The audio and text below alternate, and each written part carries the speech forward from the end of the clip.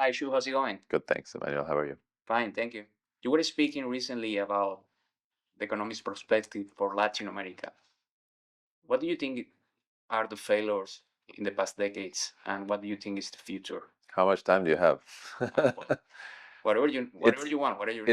it's very easy to talk about failures, but Okay. the reality is no society is perfect. Yeah. Um, and I work mostly with entrepreneurs. Okay. And for entrepreneurs, failures are opportunities. There are things you can build, there are things you can fix. And now we're in the golden age of entrepreneurship because you don't need a lot to fix things, to build things. Okay. You used to need teams and computers and server racks and capital. Now you need almost none of that, very little, to start to solve a problem. So the interesting thing about Latin America is there's a lot to build. Yeah. There's some general stability that you need, but that's become better and better. Institutions in Latin America have become stronger and stronger over the years. Okay. And in fact, in other places, they become weaker and weaker. In the US, they're becoming weaker. In Europe, they're kind of weaker. In Southeast Asia, they're kind of weaker. So Latin America is on a good trajectory overall Okay. in terms of overall stability. And so within that context, now entrepreneurs are able to build with some predictability. And you have some incredible success stories in Brazil, in Mexico, in Argentina, in Colombia, in Chile over the last cycle of mobile. And in this cycle of AI, you're going to get even more of that because it's easier than ever to build things. What are you doing with bicycle? I mean, what do you think that are the best investments for Latin America in the next decade? So I like to ride bicycles. Okay. Everybody does, by the way. I think you put anybody on a bicycle, they're very happy, Yeah. whether it's a kid or a grown up. Our investment firm is called Bicycle Capital. It's focused on growth equity across Latin America. Okay. It's a $500 million fund. Okay. And because of that size, we focus on slightly more mature companies Okay. that are still growing fast, that are founder led. And it's across industries. One of our companies is a motorcycle leasing company. Okay. One of our companies is an HR benefits platform. One of our companies is a B2B food marketplace. A couple of our companies are AI companies from San Francisco that we're helping to expand in Latin America. Another company is a marketplace for talent. So it's very broad, but the thing that we focus on the most is very unique businesses that are the leaders in their segment, that are growing really well, and that are driven by exceptional founders. Okay. And then we let the information tell us where they are, because it's hard to predict in advance where you'll find those special businesses. What will be your best advice for entrepreneurs, for for for the people that want to create something and want to find some capital to make it? Yeah, I mean the interesting thing about Latin America and the Americas in general is it is the land of entrepreneurship. Yeah. It is the new world. It's where people came to build.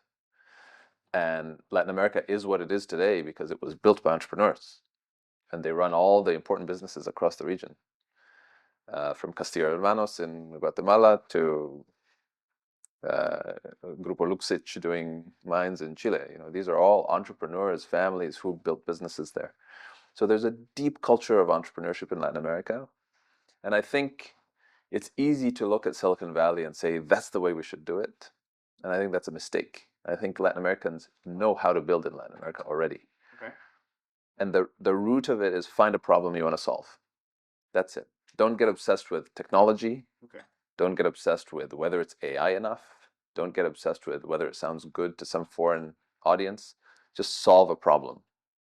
And if you do that, you will grow. And if you grow, you will attract capital. The tough thing for a while was getting the initial capital to get going, but that's generally solved. There are very good early stage funds across the region Okay. that will give you some capital to start. That problem is not completely solved, but way, way better than it was even 5 years ago. And for sure, way better than it was 10 years ago. You can find startup capital and then solve a problem, grow your business, keep focused on solving the problem, obsess about the problem, not about the technology, not about the deck. Okay. You were having a debate in which you were talking about what is the future for Latin America in the because there are some people that believe that nearshoring is the best alternative, but you were focusing on produce for the people inside Latin America. Why do you think that is the proper way? I don't think it's the proper way. I think it is an underinvested way. Okay. So, of course, you can export copper. Yeah. Of course, you can export lithium.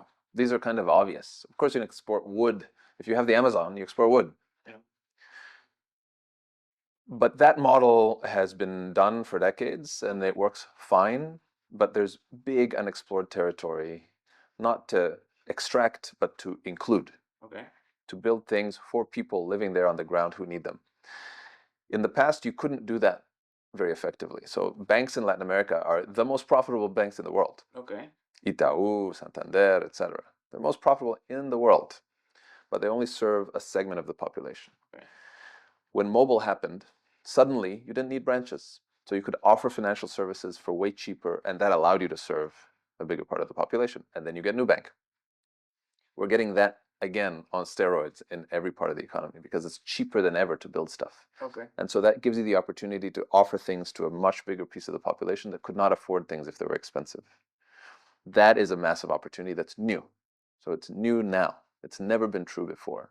And that's why I don't think people are as aware of the opportunity as they should be. But it's not either or. Yes, yes, export Can do copper. both. Yes, build the next Nubank. Okay. Thank you, Shu. Thank you Thank very you. much for your time. Pleasure.